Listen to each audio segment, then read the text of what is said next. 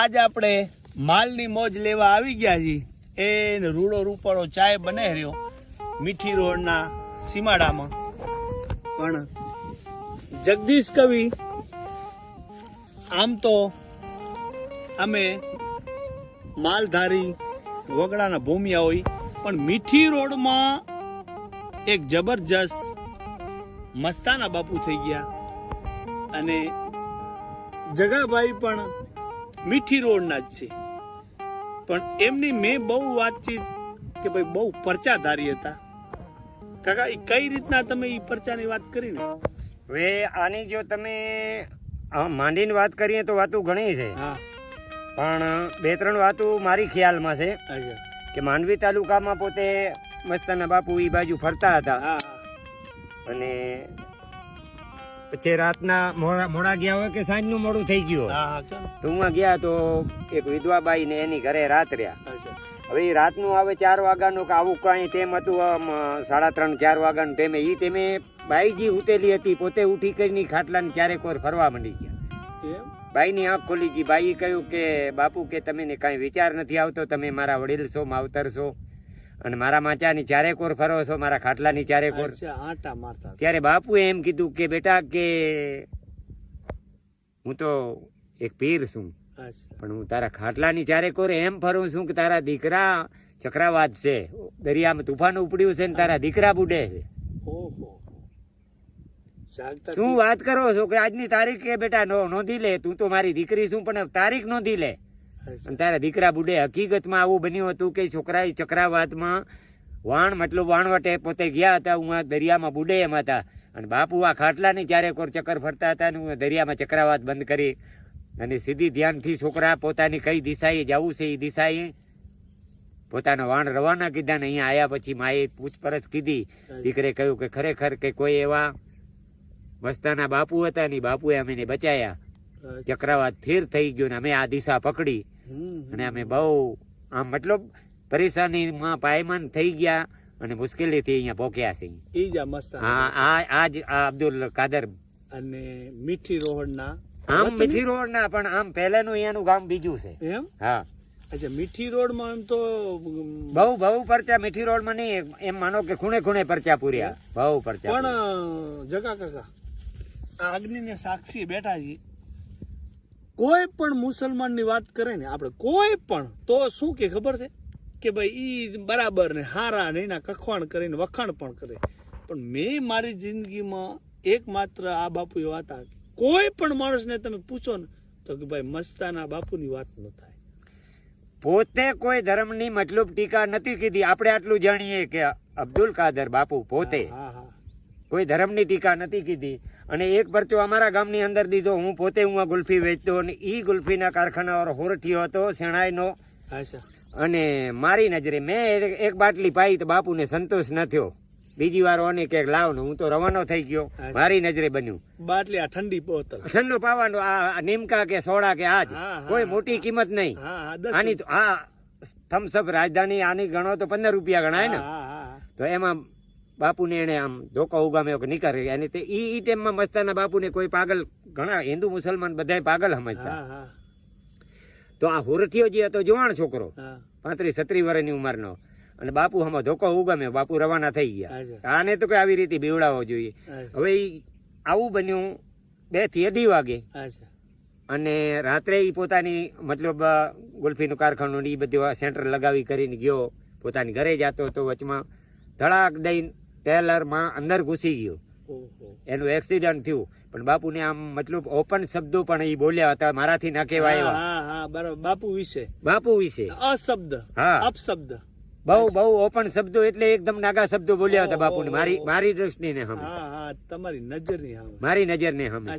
આ માણસનું આવી રીતે મોત થયું ને કે લગભગ ભલે ધોકો લઈને લારે થયા હોય કે ગમે તે બન્યું હોય, પણ એ માણસને કાંઈ પણ ભાવ ભર્યા આશીર્વાદ, એટલે એને આમ મતલબ આશીષ દિન રવાનું કીધું હશે. પણ આ એને જેને કહેવાય બધી આ તો એ નથી, આપણે કૃષ્ણ ભગવાનની પણ મહાભારતમાં જોયું, કોઈ પણ વસ્તુ 108 કે ગાડું દીધી એટલે પછી ભગવાને છટક્યા. તો આ જાગતા પીરને એને તમે હાલતા આળબળદને ધોકો મારો. એ તો જેથી આ કંડલા ઉનાળો થયું તેદી અમારા ગામનું તળાવ આમ ના ભીમ 11 નો વરસાદ થયો, બહુ ભયંકર વરસાદ પડ્યો. જેમ આપણે કહાની તાહરી ભરી હોય એમાં અમારું તળાવ ભર્યું હતું ને આખું ગામ તડફડતું હતું. હિન્દુ મુસલમાન બધાય જાય એમાં હતા. અને તેડી બાપુએ પાગલપનું, દુનિયાને પાગલપનું લાગતું. બાપુએ ક્યાંથી લીટું, અમારે સોરીએથી લીટું તાણ્યું. આખરી હામે સોરીએ જ્યાં પાણીનો નિકાલ છે ઉਹਾਂ લીટું તાણ્યું હતું. આટલામાં નહીં તૂટે, બીજે તમારો નિકાલ કરો તમારી રીતે. મારી મહેનત મેં પૂરી કરી, તમારી પછી ગામે ઓ બાજુ સેલે સોર્યું છે, ઉહાથી તોડતાડ કીધી, બરોબર? ઉહા તોડતાડ કીધી અને પછી પાણીનો નિકાલ થઈ ગયો. પાણી ઓ બાજુ ભખાઈ નદી કહેવાય. અમારે ભખાઈ નદીમાંથી નીકળી ગયું અને અમારે જે તળાવ છે એ તળાવનું નામ છે મોતી સરોવર. નકે જો મોતી સરોવર જેમ તાહરીના વારી હતો ને એનો ઉચાકો બોલ્યો હતો હિન્દુ મુસલમાનમાં, જે કઈ પબ્લિક ભાગનારી ભાગત ના ભાગત એનો ઘર મકાન નું પણ આ બધું રસાતાર વારી નાખત.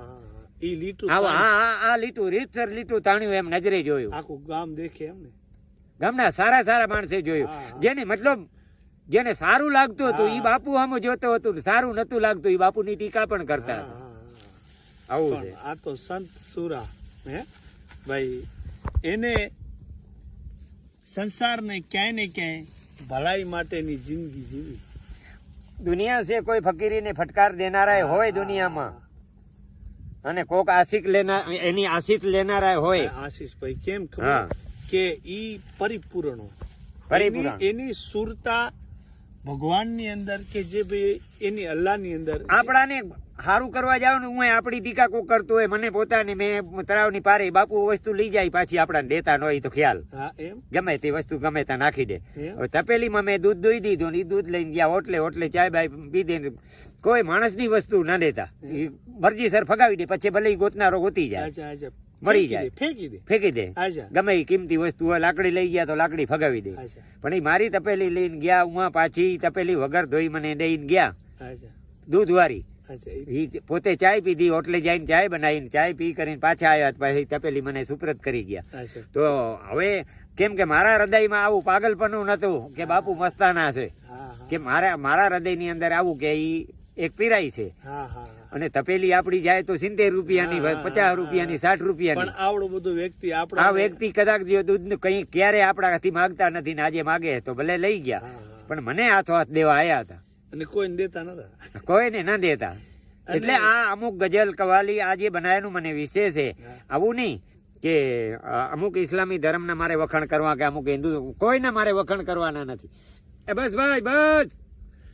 એટલે ઈ બાપા કાકા ઈ પૈસા ને કે કઈ ફાડી નાખ્યા ને હાજા કરી નાખ્યા ને ઈ કઈ તમને એ વાતની મને પાકી ધ્યાન નથી, પણ હકીકત બની છે 100%. આવતો તમને ખબર હોય એટલે હા મેં વ્યક્તિ અમુક ગરીબ વ્યક્તિ હોય, બરાબર, ગરીબ વ્યક્તિને આવું હોય કે આ જે કઈ બન્યું હોય બાપુને શું કહેવાય, પણ આપણું નુકસાન બહુ થયું, પણ એને નુકસાનથી હમો 3 ગણો ફાયદો થતો હોય. આવા બાપુના પરચા અનેક, એક નહીં અનેક. અને પછી તો સારા કંડલાપોટની નોકરીવાળા માણસો તેડી જતા બાપુને, અને ઝોપડપટ્ટીમાં બાપુ જમવા બેહી રહેતા. હવે સારા બંગલે તો 32 જાતના ભોજન હોય ને, તો ઝોપડપટ્ટીમાં શું સવાદીલું ખાવા હોય, પણ બાપુને ઈ ઝોપડપટ્ટીમાં પણ ખાવાના મોજ આવતા. એટલે મસ્તાના કે એમને એમ નથી. હા, કોઈ વ્યક્તિ મેં એવું ગઝલમાં કીધું કે આયા અબ્દુલ કાદર મસ્તાના, રહેને કા નહીં રૂમાના, ચલો ઠીક સે બતાતા હું ઠिकाना, मीठी रोड चले जाना, पीर ने अजमेर में पिया पियाला, અજમેર મેં કિયા ઉજાલા. પોતે પિયાલો અજમેર ઓફ થઈ ગયા, અજમેર પિયાલો પીધો હતો કે પીરને અજમેર મેં કિયા ઉજાલા, પાલા ભરકી પી લિયા પિયાલા. હા, કેમ કે આ અમુક ગઝલ કવાલી ગોઠવનારાને મોજ, હા આ છે બનાવનારાને પણ મોજ આવી જોઈએ. નહીં તો હું તો જંગલમાં રખડું છું, હવે બાપુ મસ્તાના તો આ મારે શું લેવા દેવા, પણ એ પીરાઈ એ પરખાતી હોય. તો આવી રીતે ભાઈ આ તે પીરાઈ પરખાતી હોય. મસ્તાના બાપુની વાત કરી અને ખરેખર ઈ ધન્ય છે. હું તો એમ કહું છું કે મીઠી રોડની ધરતી કે કોઈ જાત ભાતનો ભેદભાવ ક્યાં વગર એમને જિંદગી ગુજારી. અને મેં એમ પણ સાંભળ્યું કે ઈ એમને ગાય પણ, હા, કિડાણા ગામમાં ગાય પણ સજીવન કીધી હતી, મરી ગયેલી હતી. બધા એમ ગ્વાડિયાની ખબર આટલી નહીં, ઘણા પોતાની ગાય મૂકવા જાય, વાસરું મૂકવા જાય, દરેક માણસને ખબર હતી કે ગાય મરી ગયેલી છે. અને એ ગાયને પણ આમ પાણીના સિટકા મારી કરીને આમ જીવત કીધી. તો પેપરમાં આવ્યું હતું. હા, પેપરમાં આવ્યું હતું, કિડાણા ગામમાં કીધું હતું. અને પોતે મસ્તાના હતા, પણ કોઈ હિન્દુ ધર્મની ટીકા કરવી કે કોઈ ઉચ્ચ નીચની ટીકા કરવી કે આ હતું જ નહીં. સાચા સંત. હા, એવું સંત નહીં કે પોતે ફકીર. ખાલી ઇસ્લામી ધર્મનું પાલન કીધું, દરેક ધર્મનું. વાહ. કોઈ મતલબ કોઈ ધર્મની ટીકા જિંદગીમાં ન કીધી. પણ તમારા ગામના એટલે તમને તમારા ગામમાં ઘણા વર્ષે મને મીઠી વિશે રોડમાં- ઘણું હોય, પણ હા. અમુક પરચા જે બારે પૂર્યા ની મને વિશે નથી. હા. કે હું બધી વાતો તમને સંભળાવું, પણ બારે અમુક પરચા પૂર્યા ઈ મને ખ્યાલ નથી. બધી ખબર ન હોય.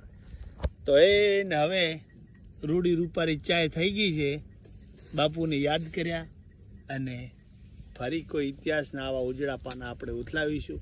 મસ્તાના બાપુ એટલે અહીંયા ગાંધીધામમાં મીઠી રોડ, અને કોઈને પણ પૂછો આજ પણ લોકોએ ઠેર ઠેર પોતાની શ્રદ્ધા આજે દરગાહ પણ અહીંયા મીઠી રોડમાં જ છે. હા, ખરેખર મહાન સંત હતા. એમનું જે ફકીરી જીવન હતું એ જોડનારા સાક્ષી છે, એમ નથી કે ભાઈ કીધી વાતો.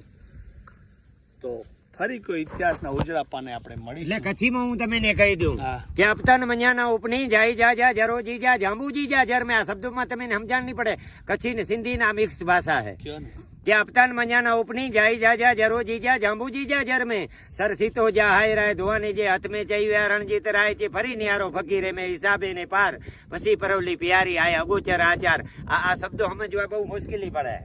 એટલે ઈ તમે હા, આનું અર્થ બધું પછી હું તમને સમજાવીશ અલંગથી તમે બીજો વિડીયો શેર કરશો ત્યારે. વાહ ભાઈ વાહ. તો એને હવે રૂડી રૂપારી ચાયનો પણ આપણે એક નશો ભારી હા, એના બે શબ્દો પણ પછી આપણે સાંભળીશું.